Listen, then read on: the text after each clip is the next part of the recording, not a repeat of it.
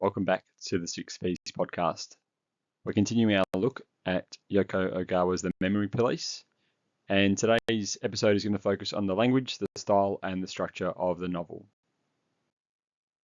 So I guess to start with, Ogawa uses a range of techniques to tell the story. These can be literary features, like similes or symbols. They can be structural features, like flashbacks, or they can be stylistic features, such as first-person perspective or tone. Now, what's really important to remember about these is that you should be using these in your essay because it's not just about what is in the text, but how that text is created or constructed that will allow you to provide more deeper and detailed analysis into the text. What we want to aim for is at least 1 to 2 features per main body paragraph as well. Now, your second and third readings or annotations is where you should really focus on text construction. I always say read the text once for understanding, and then a second and third time to go into a little bit more detail, especially around some of the choices that Ogawa makes. And what's really important too is when you start finding these literary features is to start adding them into your evidence bank. Because once again, quotations aren't the only evidence that you should be looking to use in your essay writing. All right, time for a bit of recall now. So I've got these 2 quotes here from page 81, 82 of the text. My memories don't feel like they've been pulled up by the root. Even if they fade, something remains, like tiny seeds that might germinate again if the rain falls. That's from R. In response, the narrator says, what's gone is gone completely. I have no seeds inside me, waiting to sprout again. I have to make do with a hollow heart full of holes. So pause here and have a think about what features you can find in these quotations. All right, this is how I went. So I found some symbols. We've got the root of a tree, we've got seeds, rain, as well as heart as well, a heart as well. So we'll look at symbols a little bit later on, but these, I guess, are sort of like objects that have more than just a literal meaning. They have a deeper meaning that you can analyze. So we've got some symbols there, and a lot of them actually seem to refer to nature, especially up the top. We've also got a simile. So we've got a comparison uses a literal comparison using the word like or as.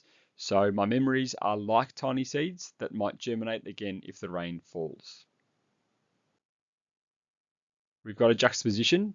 So again, we've got, seeds that might germinate, that might sprout, as opposed to a hollow heart full of holes. So there's that more positive, I guess, description of memories as opposed to the more negative ones. And again, it's a good way to look and view the characterization of R and the narrator and do some comparison. And the last one is some imagery, and I said before, some imagery to do with nature. So words like roots, seeds, rain, sprouts, and seeds, they all come up again. They're all relating, I guess, to nature, to being fertile, all those, I guess, connotations that you can make that have been used by Ogawa in this text to once again highlight the positions or the views or the values of the characters, which in this case are very different between the two. And so there we are. Similes, symbols, metaphors, juxtapositions, and imagery. Now, this is why it's really important that we use these sorts of features in our text, because if you look at the exam marking, you'll notice that to get more than a 6 out of 10 and above, you need to show, as it says at 6 out of 10, some awareness of structure and language. Now, of course, exam marking is holistic, but what's really important to note is in order to solidify yourself in that 6 to 7 range, which is above average, the average is about 5.5, 5.6, it's essential that you mention these kinds of features in your writing and in all your main body paragraphs. And what you'll find is the more complex you are at doing it and the more detailed you are at doing it, especially in relation to the topic, the better your mark will be. As I said, it's only one aspect of exam marking, so don't feel like just by adding it in, you'll get a 6 out of 10 automatically. That's not the case. It's holistic. You've got to have a strong essay that's really well expressed, that's on topic. But part of that is also showcasing your text knowledge in terms of how the text is constructed with some of these structural and literary features, which we'll talk about in a moment. All right, let's get started. So I'll touch a little bit on the structure and style to start with. This is, of course, a linear structure. It's from start to finish, it's in chronological order. The embedded narrative, though, is weaved throughout, which we'll touch on again much later. Now, there are callbacks to the narrator's previous memories at times as well. So, although they're not exactly flashbacks, these are memories that the narrator does pass on to us. Now, it is a first-person perspective. It's from the narrator's point of view. So, we do get a little bit about their thoughts and feelings. We don't so much for the other characters. However, it is through dialogue that we learn a little bit about, again, their values and their perspectives of life on the island.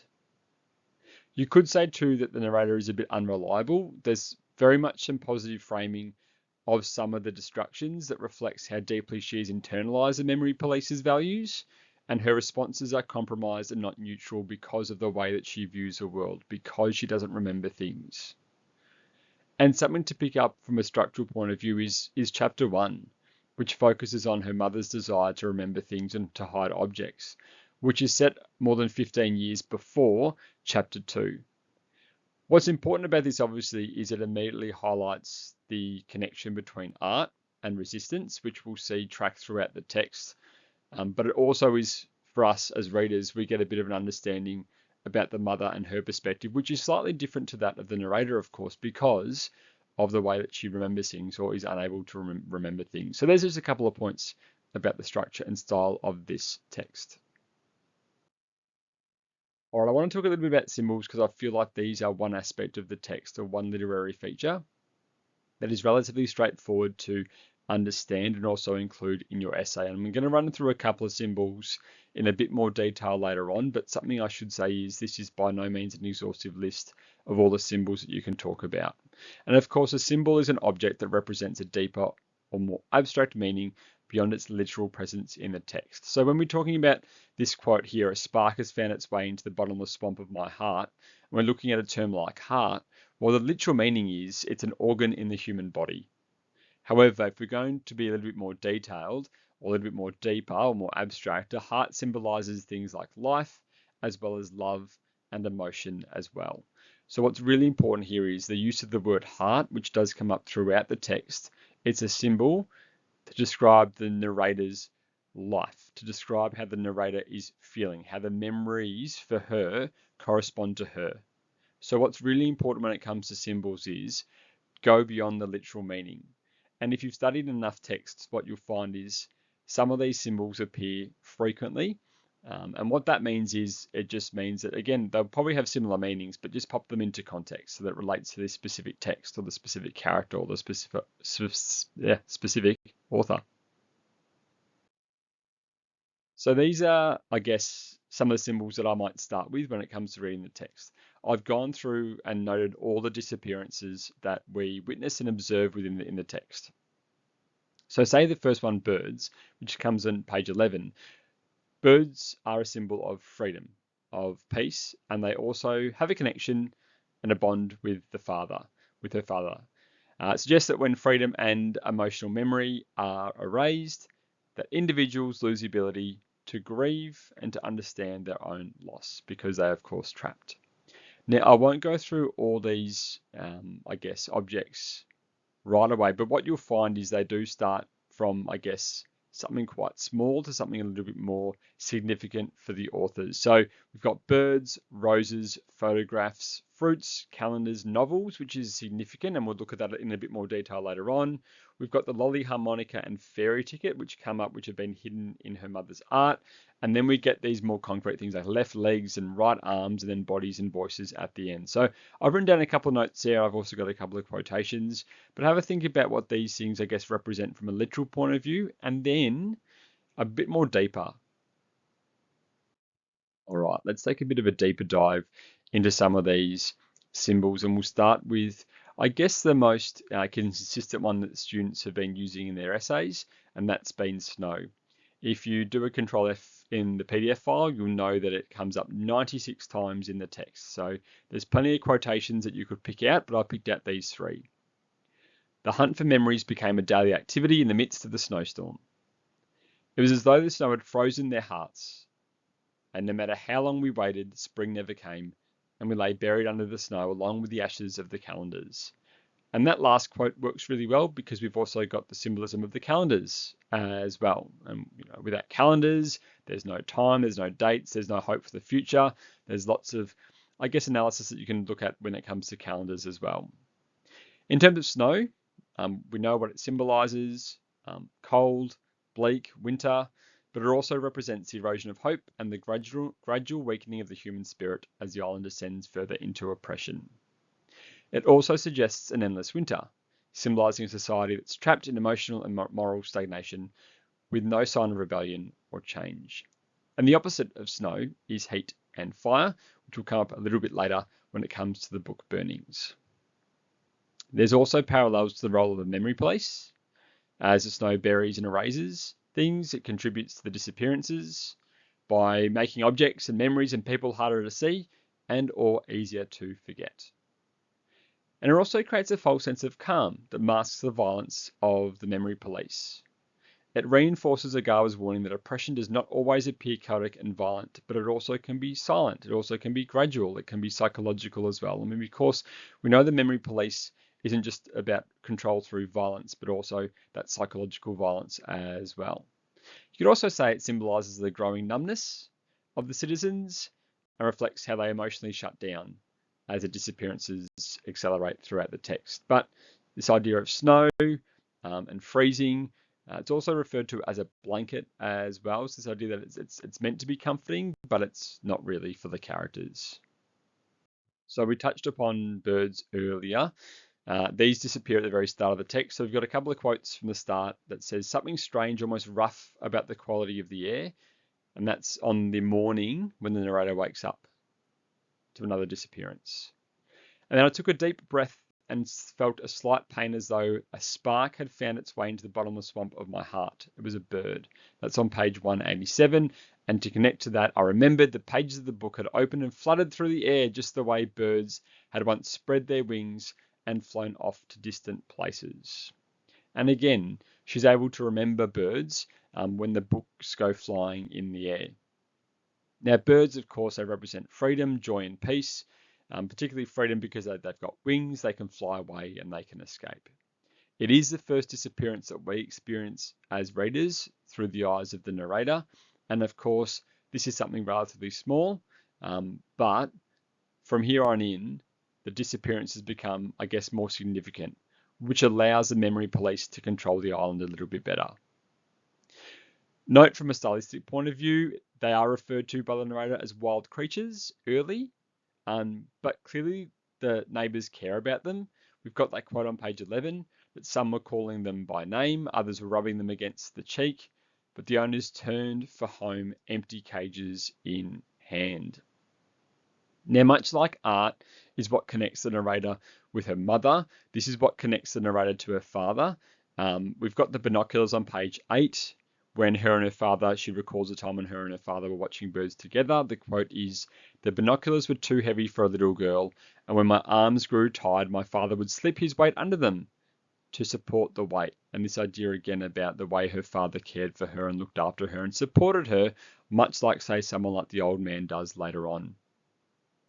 I've also got a quote here as well, "But this memory too was soon erased by flames, leaving behind nothing but the burning night." And that's when she remembers the birds briefly and then forgets about them as well. So it kind of gives once again goes to show how fleeting that connection to the past is for the narrator.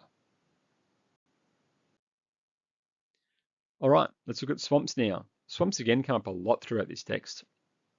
Once again, we've got the quotes, one on page 78, one on page 187, and one on page 232. There is a lot of nautical imagery throughout this text. We've got like the sea, we've got ferry, we've got boats, which all equal escape. Now, from a literal point of view, swamps are neither land nor water, really. They're that combination, but they conceal what lies beneath the surface. So when a voice is described as rising from the depths of a swamp, that's R's voice from the hidden room. Ogawa suggests that memories still exist, but are submerged and difficult to access. Swamps are also murky and a little bit foul as well, unlike snow, I guess, which is a bit more pure. Again, you've got that contrast between the two symbols. But together they show the two faces of oppression, one that appears quiet and orderly, and one that hides rot beneath the surface. They're also quite slow and heavy. This is what I'm talking about, which evokes, I guess, difficulty in movement and speech. And Ogawa uses this imagery to suggest how control weighs down language and expression, making speech labored and dangerous. And I've got that connection between the two characters. So R refers to, and this is sort of, I guess, more bodies of water in general. R refers to memories as in a pool where floating in a pool where sunlight never reaches, page 177, while the narrator describes it as a whirlpool. So that pool where there's sunlight is a bit calmer, whereas a whirlpool is, I guess, a little bit more chaotic. So again, you've got these two characters and the two perspectives on the text and how these symbols are used as a way to describe their points of view. We'll look at books as well. I think the fact that we've got books, but also we've got book burnings is really significant in this text. So page 176, you mustn't burn your manuscript. You must go on writing novels. That way the bond will remain. That's from R on page 176. We've got, as each volume left my hand, I felt a slight twinge as though the hollow place in my memory were being enlarged book by book. And page 183, the library was completely engulfed in flames. Never before had I seen anything burn as brightly or as beautiful as intense light and heart chased away all traces of the fear and sadness I had been feeling. And that's, of course, when novels have been disappeared and the residents try and get rid of them, and they do that by burning them. Book burning, of course, is a loss of freedom of expression, loss of identity for the narrator. There's censorship as well from the memory police. It's destruction, it's death to an extent as well. But it's also a sign of rebellion. R is violently opposed to the book burnings and the disappearances of books. The young woman at the bonfire says her cries rose to something close to a scream. She tried to resist, clinging to the bench, but it was hopeless. No one can erase the stories, the last words she said as they dragged her away on page 180. Now, this is a great example. We've spoken about this one before. This is where you can have maybe like a secondary character through this young woman to represent rebellion and resistance against the memory police. Something as well you notice is that in this particular scene, the memory police are not burning the books. The quote on page 178 says they were standing among the trees on the outside of the circle. So when you talk about, I guess, the memory police not having blood on their hands, this is a really good example for that as well, showing them not to be active participants, but having, I guess, consumed the residents of the island to do their own work for them. There's also some allusions to historical parallels. There's a 1933 book burnings in Nazi Germany, and there's also this quote from Heinrich Heine, which the narrator actually remembers. She says, men who start by burning books end by burning other men. And there's a bit of foreshadowing in terms of what has already happened to an extent that we know of, but also what's to come for some of these characters too. So a few, I guess, historical allusions here that we can pick up on too. Again, another feature that the author has used in this text. The last, I guess, symbol we'll look at in more detail is the typewriter. Again, I've got a lot of quotes there. We see this, though, symbol more so in the embedded narrative, but it does come a bit later on as well. And it's important to note that typewriters, I guess, a little bit like computers, they allow us to write things down, to document things, and they allow memories to be preserved, and they provide quiet resistance. It's also a vehicle to express one's identity and stories more broadly. And for the typist, it's at one part of the embedded narrative, it's her only way to actually communicate. The teacher's actions in breaking and removing the typewriter mimics the memory police's actions in the town.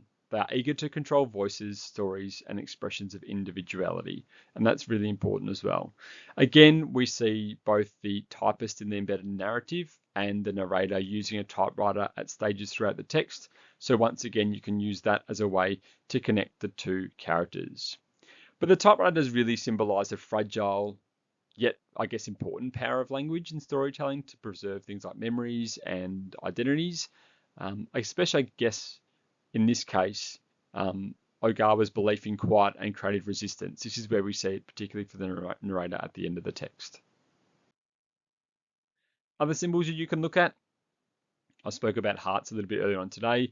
There's also these ideas about like cavities and holes which come up a little bit, particularly when it comes to describing memories.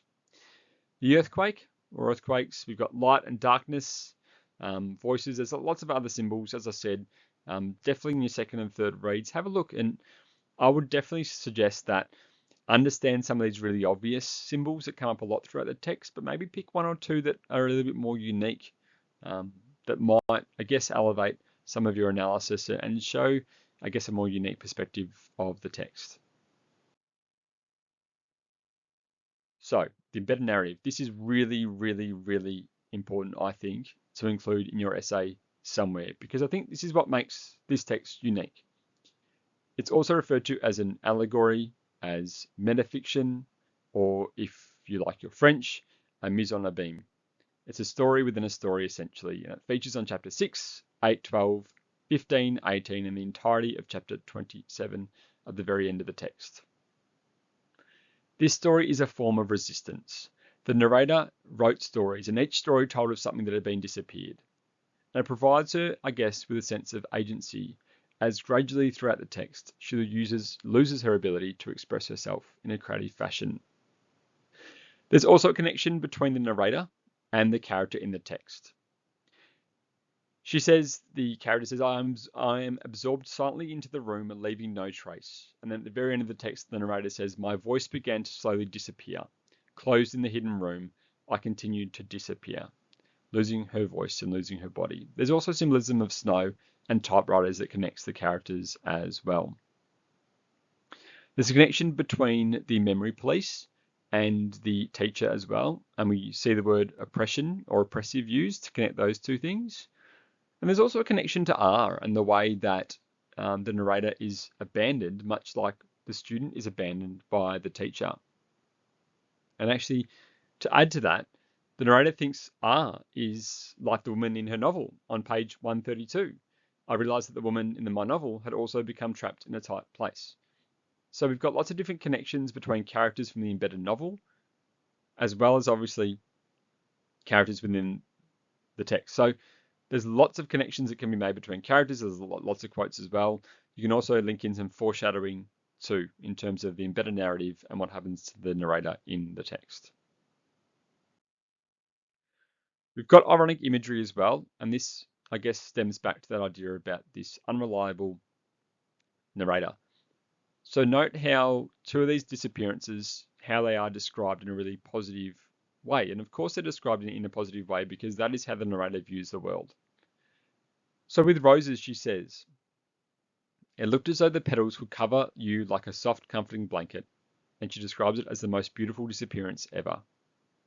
With books, she called it a great mountain of books, which also links in with the typewriters, which are described, the deserted typewriters are described as being a mountain. And then the book burnings, never before had I seen anything burn as brightly or as beautifully. So again, that idea of beauty and disappearance is that ironic imagery. So what's the meaning behind this? Well, it normalizes the oppression. So describing the destructions as beautiful, Ogawa reveals how power succeeds not through constant violence, but through conditioning the residents to perceive harm as harmless. That's bad wording. Let's go that again. To perceive harm as comforting. That's probably a better way to write it. We got this idea about the victim and the enabler. So while the narrator suffers genuine loss, her vivid descriptions and positive descriptions reveal a degree of complicity. She's complicit in these actions, reinforcing Ogawa's idea that ordinary people can unknowingly sustain oppressive regimes. And there's also, a sense of foreshadowing of the greater violence, because if roses and books can be destroyed beautifully, then people can too. You can also look at some of the psychological manipulation as well, and even some of like the unsettling descriptions here, and how beauty and horror sort of clash and almost forces the reader to recognize what the narrator can't see, that beauty in this case is deeply unnatural. Similes and metaphors, lots of personification in this text too.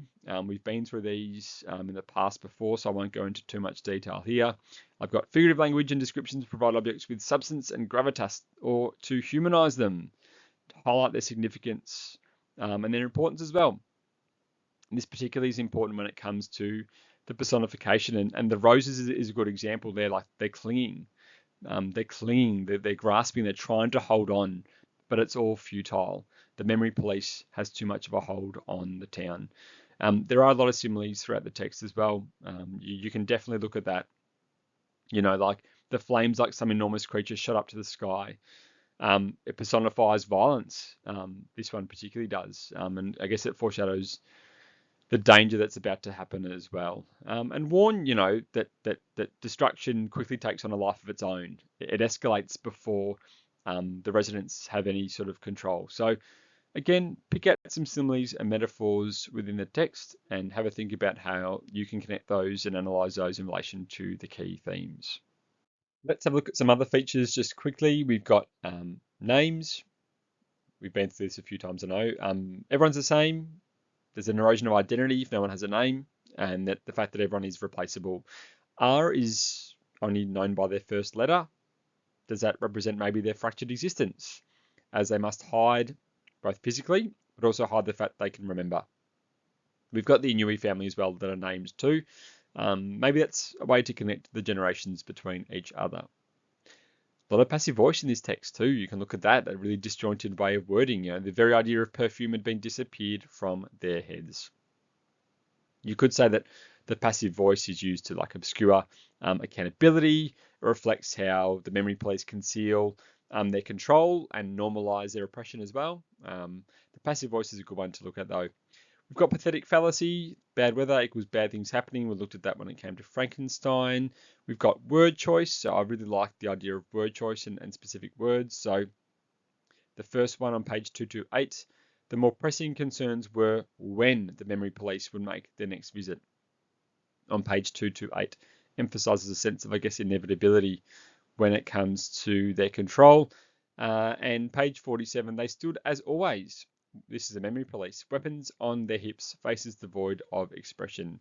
I guess that phrase, as always, which comes up, I think, twice or three times in the text when it comes to describing the memory police, emphasizes the permanence of their surveillance and also their violence too. You can also look at, I guess, the phrasing, devoid of expression. It strips them of their humanity as well.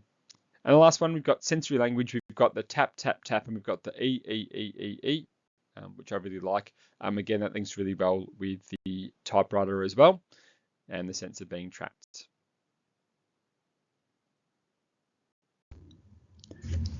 And the reason why this is so important, knowing devices, techniques, language features, is not just the exam criteria and really trying to show off above a 6 out of 10 or 6 out of 10 and above, but also questions, how questions that ask you about the construction specifically. So in the 2025 VCAR exam, the question was, how does a memory police suggest that memories are essential to give life meaning? And this is where the how part of it is the author's decisions. And again, we're looking at all these features, the symbolism, the structure, and the style in how Ogawa suggests that memories are essential to give life meaning.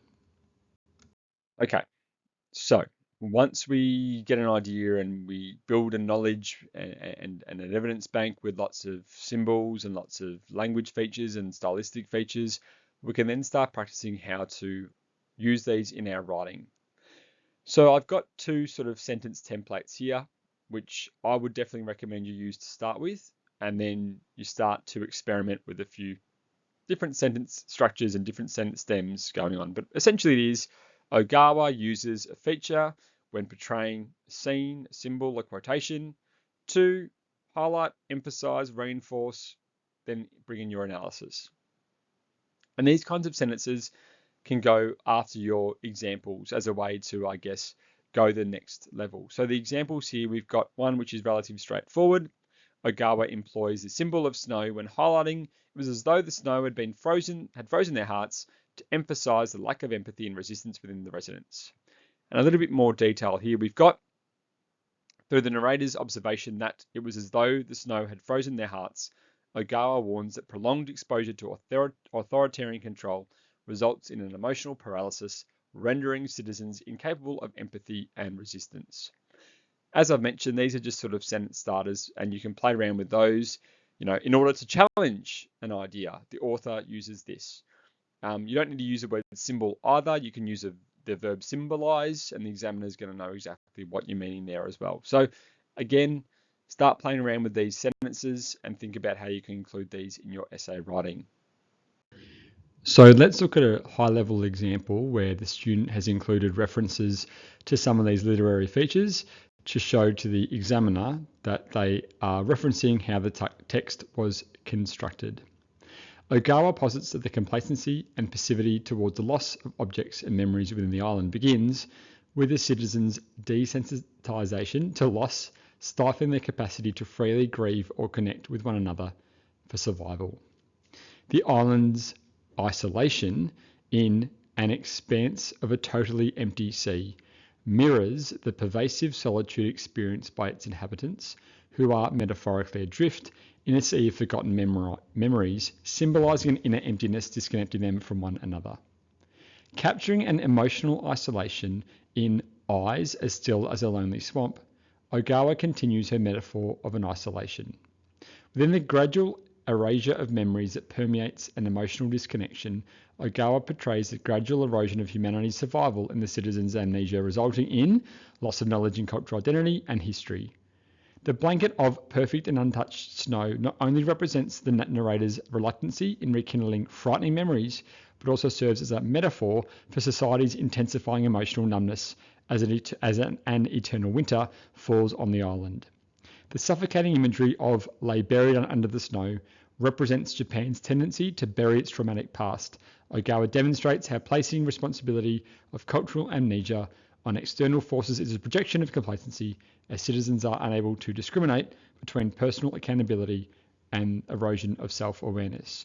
And as you can see there's verbs, there's vocab, there's phrases even, and nouns to showcase that this writer or this student has considered the construction of the text.